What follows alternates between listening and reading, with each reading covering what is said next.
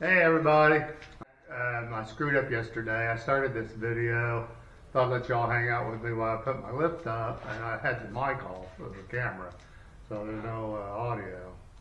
I was just going to scrap the whole thing, but really all it is video of me putting up this first column here, right there. So yeah, I'll go ahead and add that. You know, it's in time lapse, so it goes pretty fast. It went pretty well, all things considered. It's an old lift, and I've lost like some of the parts. But I'm going to continue on today. The hard part's over. I got this one all nice and level and everything. Looks, you know, I'm pretty happy with that part of it. So now we just got to move over and get this side done. I'll be doing a little narrating as we go. It's not really an instructional video at all. I'm sure there's easier and better ways to do it than I'm doing it, but I know I look a mess, but hey, we're family, so it's cool, right? You can come over in your underwear if you want. Well, yeah, we'll get to it here in a minute. It's just more of the same.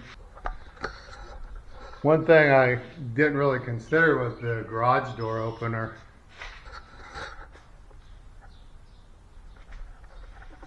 I don't think it'd be a terrible problem for most vehicles, but what I didn't know is if you have a jack shaft style garage door, they have side mount, wall mount openers available. They're not exactly cheap, but yeah, I may go ahead and get one of those just to get all the clearance I can get, because if I get a truck in here with a camper shell on it or something, it might be an issue. I bought this lift years ago off of a gentleman who was downsizing their garages, so it was a commercial lift, and I've never had any issues with it. It's built like a tank. It's a Titan, American built. Nothing against the Chinese lifts, but I've seen a lot of them, and they're very obviously made out of lighter material. But I mean, if you're just going to be lifting, you know, passenger vehicles and stuff like that, that's fine. I think I got at least 6-inch concrete in this floor. The barn was built in the 70s, so I've drilled down like pretty close to 6 inches. I haven't hit dirt yet with these anchors.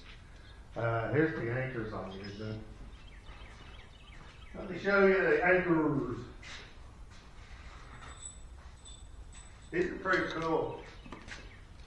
I gotta get up close to you. I cannot find a wireless mic for this camera. It's an Akaso, so it's kind of a knockoff of the GoPro, but it's a nice camera. You know, it does a good job, but I cannot find a wireless mic for it. So whenever I get away from you, you can't hear what I'm saying. So I'll continue to search.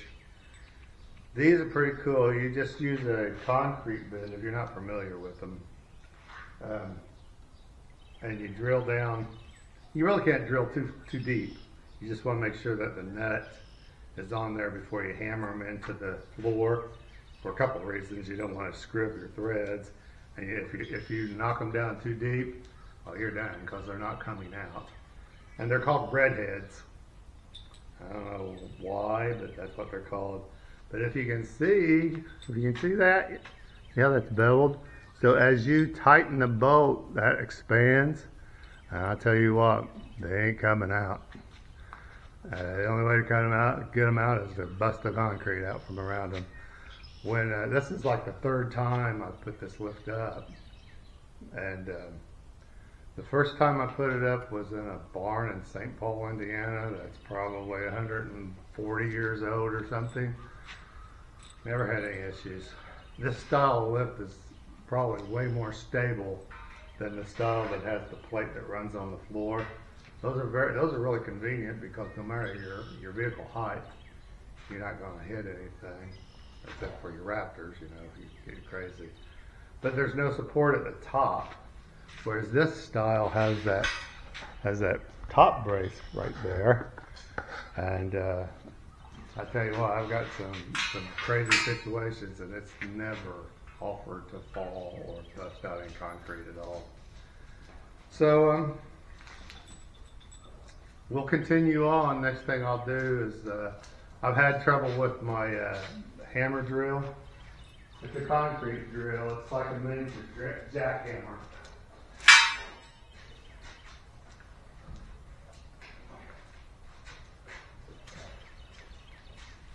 So this came from Menards. I guarantee you it came down the same assembly line as Harbor Freight's version. And I'm embarrassed to say that I've owned a few of these. And you know, they're good for about one job. Well, this one didn't make it. It caught on fire. So it just so happened that I have another one identical to it that's still working.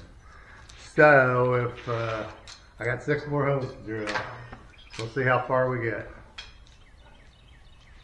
Continuing on. I'm just explaining how I squared the first post up with the building. Just took a measurement off the walls on each side and rigging the chain up to the post and putting the chain hoist in place. I'm rigging the chain off the post onto the hoist. That chain hoist isn't high enough in the rafters, so I had to reposition the chain several times. You'll see that. So that's what that's all about.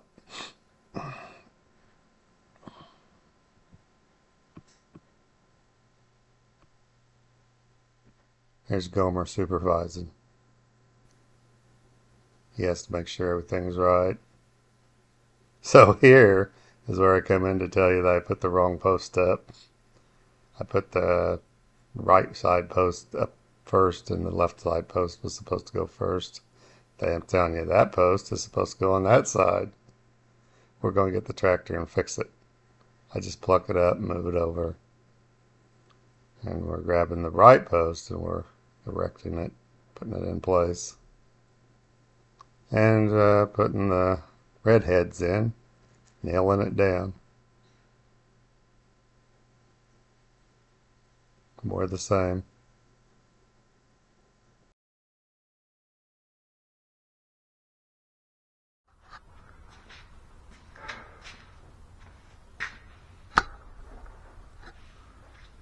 All right, we got him in the ballpark. Just got to do a little more tweaking. Get everything squared up with the wall and level. But the cross brace is on and nailed down. We'll take a little break. This old man's pooped. And come back and work on it some more. We're back.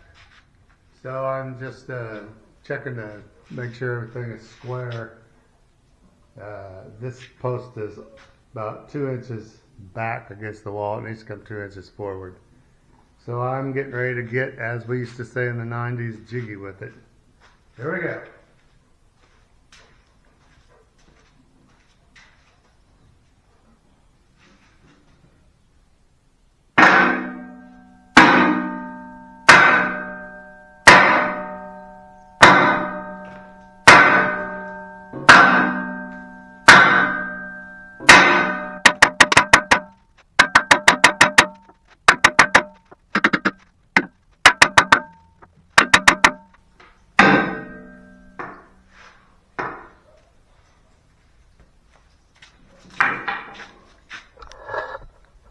All right, that ought to get us there. Check the level of it.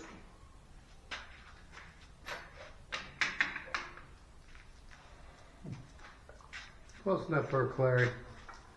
We're getting ready to start put some legs in there, some hold downs. Well, we did pretty well. It's vertical. It's square with the building. It's square with itself. It's pretty level. I'm going to take the impact and run all the hold downs down. I'll eventually put a torque wrench on them. Actually, I think they torque it something crazy. I've got to look it up. Over 100 pounds, actually. But there's still a lot to do. We'll hit it tomorrow if I can walk.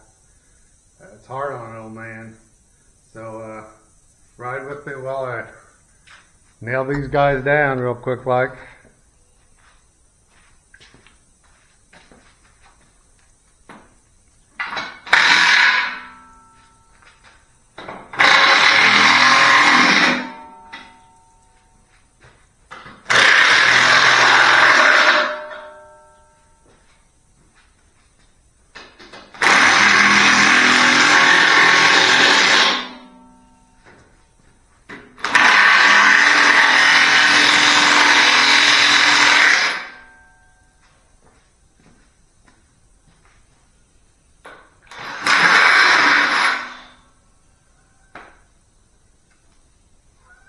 I have to get that one later. I got one on each side that sticks up higher. I'll put a wrench on it or get a deep well. So see y'all tomorrow. It was like in the 70s. Today it's like 100 below zero. And guess what? Today is my birthday. Thank you very much. I got introduced to the wonderful world of bib overhauls today. And quite frankly, I don't understand why anybody would ever wear anything else. Check this out. First of all, they are butt crack proof. What do you think of that, huh? Myriads of pockets for all your goodies. They keep the soup off your shirt. They're warm, they're comfortable. I'm in love.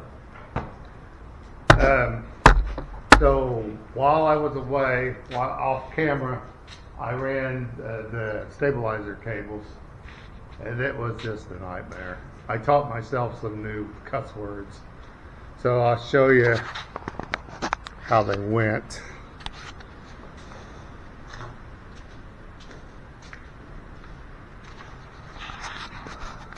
So this cable gets anchored right here. And then there's pulleys it has to go on. And it goes over, over, over, and then down. Okay, so here's that pulley on this side. Here's that cable on this side. It goes around this pulley. Poor Gomer. Poor Gomer got a boo-boo. He's limping. I hope it gets okay in a couple days. And then it goes around that cable on the bottom. And if you can see, it hooks it in up here. It's crazizzle, man. And then there's another cable that does the exact same thing, only in the opposite direction on the other side. It was like a nightmare, man. But we got her. What it does is it stabilizes so that both arms lift and raise at the same rate, and they end up at the same height and stuff. So I guess they're necessary, but good googly good. So like I said, it's been 3 years, and I've done a lot of crap since then. I had to actually go to the porno machine and download the installation instructions, and I rarely do that.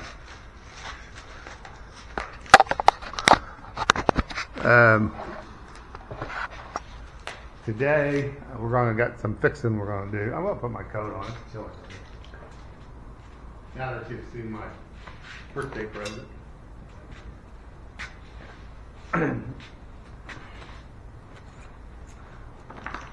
Yeah, we got some fixing to do, so I'll show you what I did. I kind of tore things up. This releases the locks. There's some locks. There's some spring-loaded locks. And I bent that arm. I bent that arm right there. Okay. The other thing is, I want to show you over here. The other side, see that little saddle right there? It's broke on the other side. It's right here it is on that cylinder. So I'm going to get Mr. President involved, my Lincoln welder, and fix it, I hope. So here we go.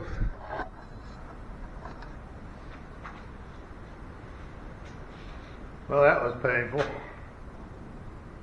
I had lock nuts on it. I'm going to go to Aces the Place and get some new bolts and some nylon nuts. That way I don't have to worry about the lock nut part of it. So there she is. Nothing fancy. I think we just put it in the vise and squeezed it.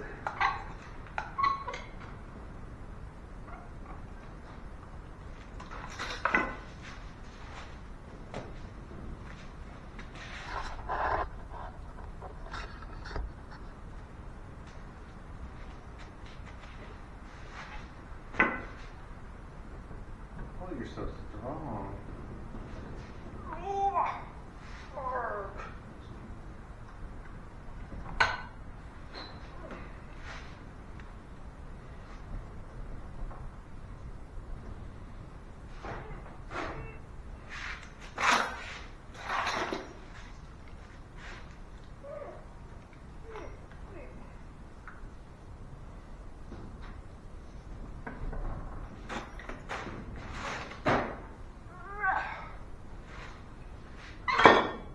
Better, but not quite.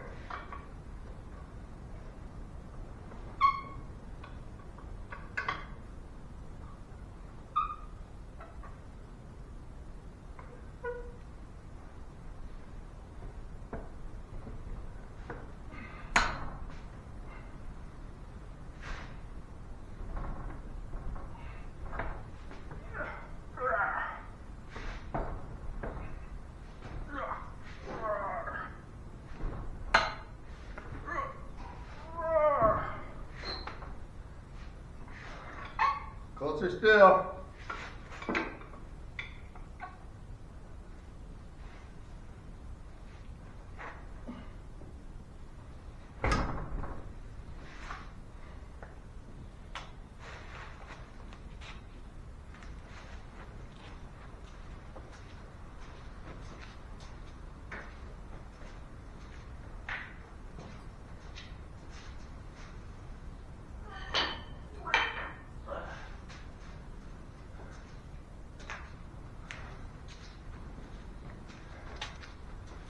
Tech getting old, guys. Don't do it. I highly discourage it.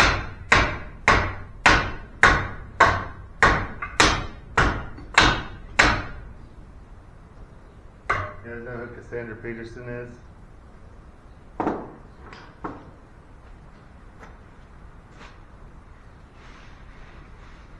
Cassandra Peterson is Elvira.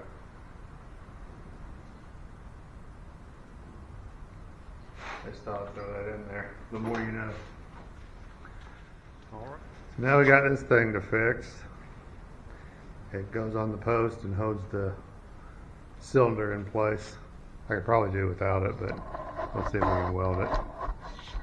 My welding abilities are at about a kindergarten level. Then I'm going to try to grind off all this weld first.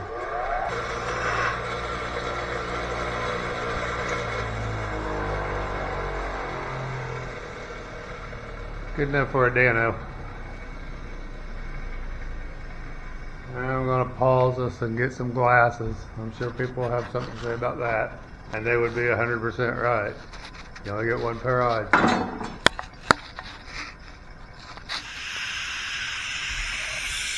So now we'll do this side over here. I gotta grind it off. There's a little booger right there. I hope I can get it.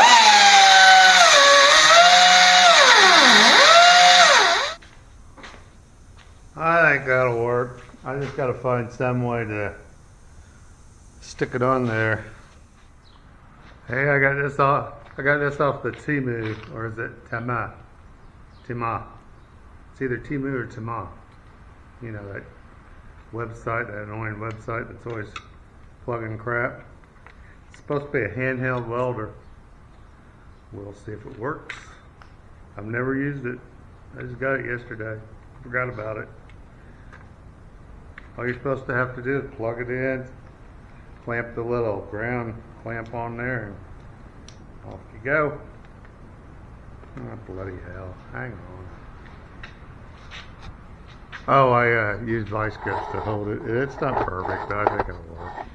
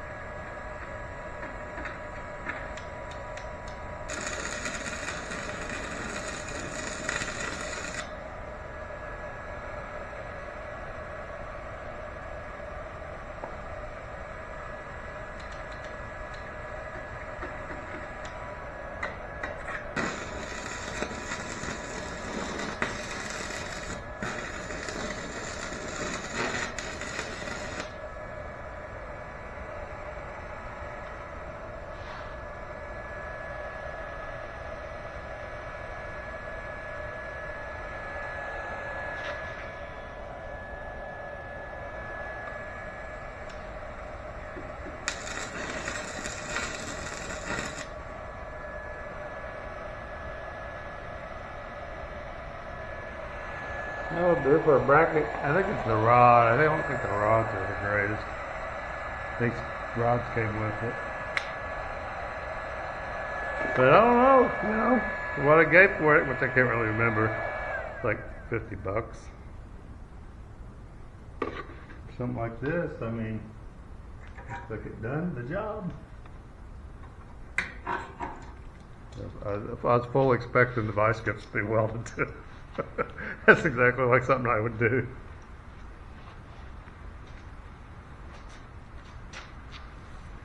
I like it. Not bad. A little, you know, tack weld here and there.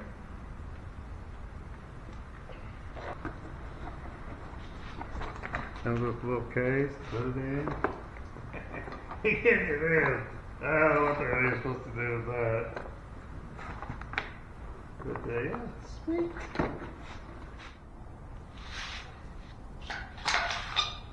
Alrighty, back from Mason's place. Let's see if we can put our release lever back on. Brand new. Got some brand new nuts.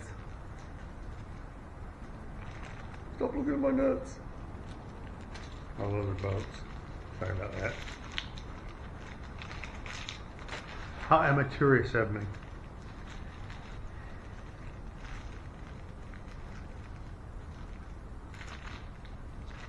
Washers. Washers, not washers.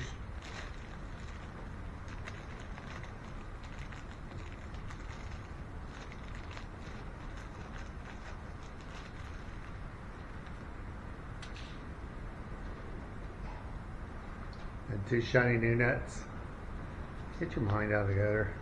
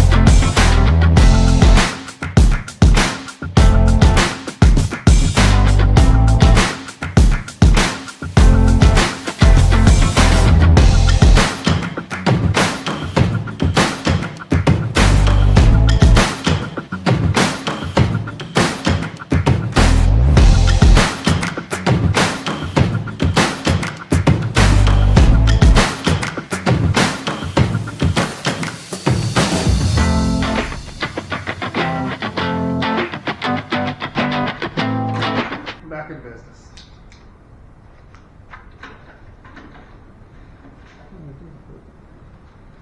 Function, I guess.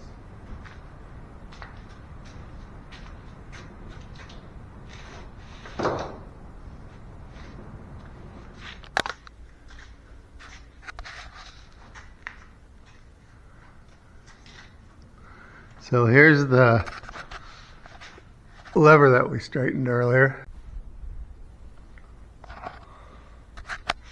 All right, we're getting there. I'll show you what I did.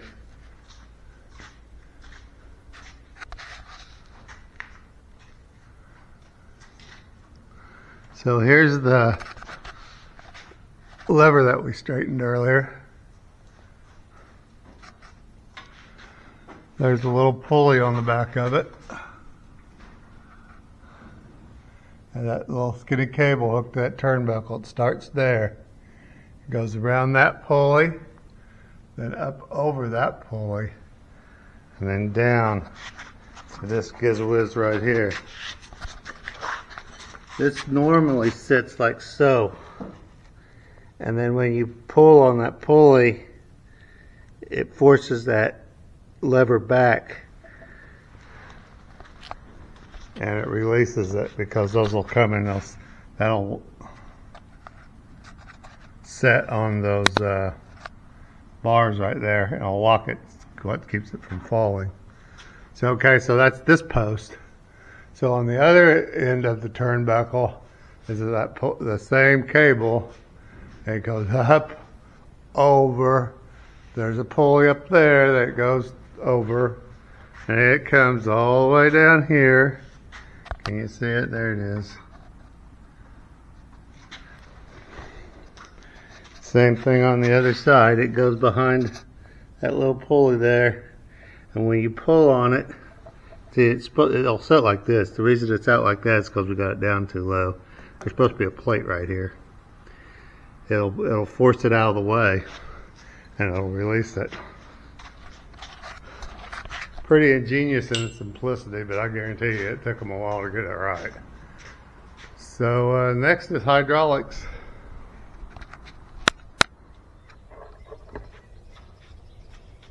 Okay, we're going to continue on with the hydraulic portion of our presentation. Let me show you what it takes and everything, real quick like. So each post gets a cylinder. Each cylinder gets a pulley. And then we have the motor / pump that has to be mounted to that post right there. And that's the tank that holds the hydraulic fluid. And it mounts to the bottom of the pump. And of course you got your hydraulic hoses. And it's the same as the cables. There's one hose that goes up and over, back down, and connects to the other cylinder over here. So we'll get to it.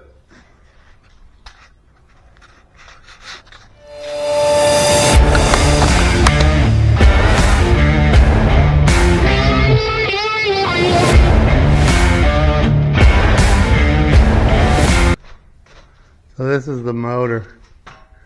The motor has the pump just mounted right to it. So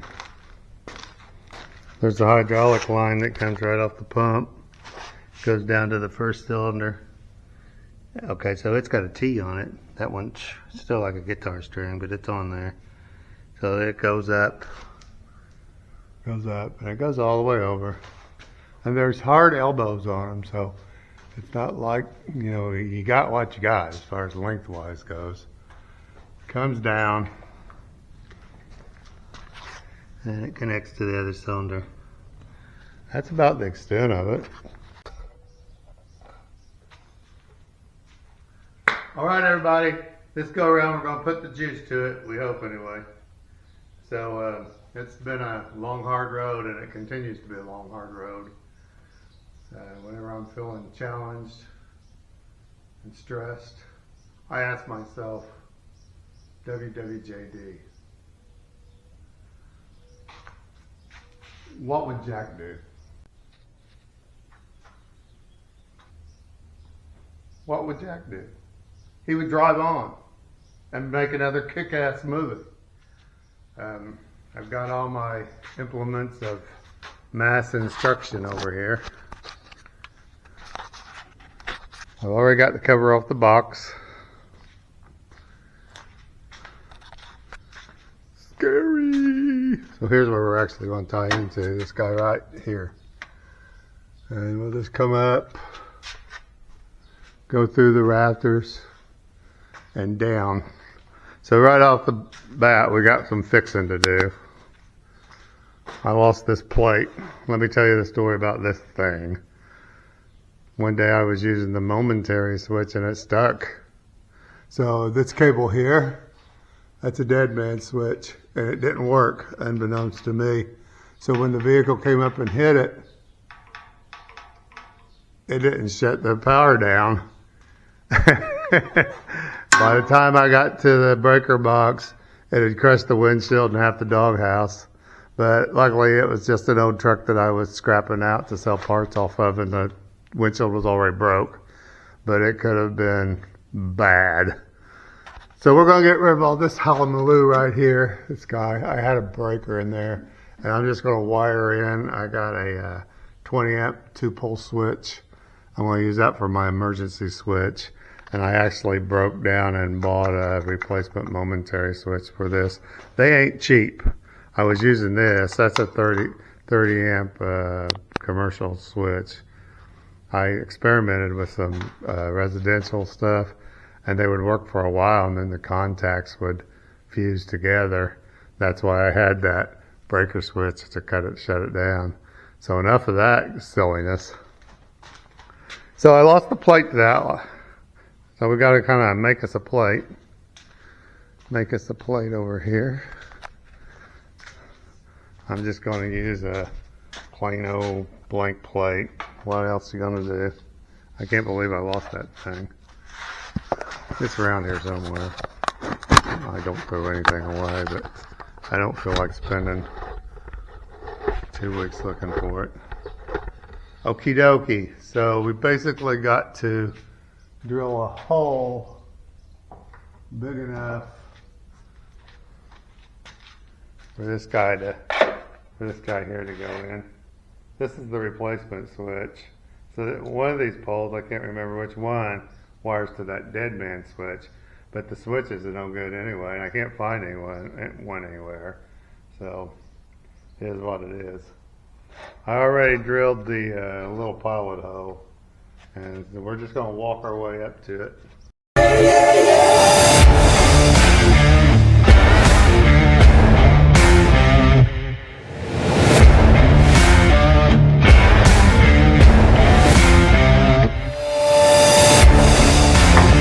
You know, Daniel Boone never wore a coonskin cap. He didn't care for them. He wore a wide-brimmed felt hat. They were popular during the time. He kept the sun off your face. They were inexpensive, and they were stylish at the time. He did not care for coonskin caps. Imagine that. The more you know. All right, moving right along. Enough of that.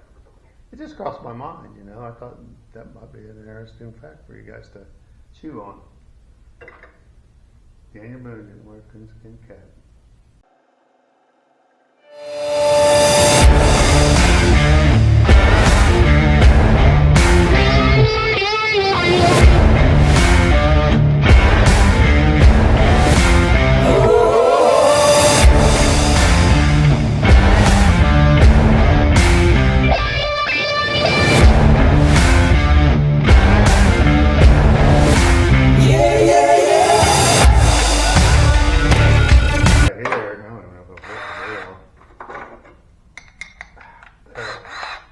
He looks too big.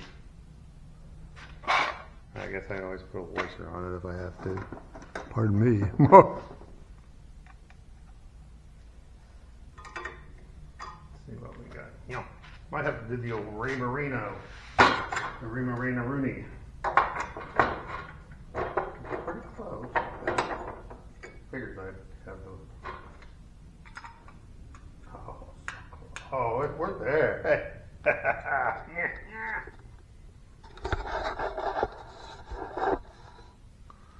Alright, so far so good, I think. So, yeah, I probably should have cut this first and then put the thing. Functionally, it's in there. And I'm going to go ahead and look for the original one. Like I said, I know it's here somewhere. But it'll work. A little off center. I did it the way the pioneers would have done it, I guess. That's how they got through. Just loaded their shit up in a wagon and headed west.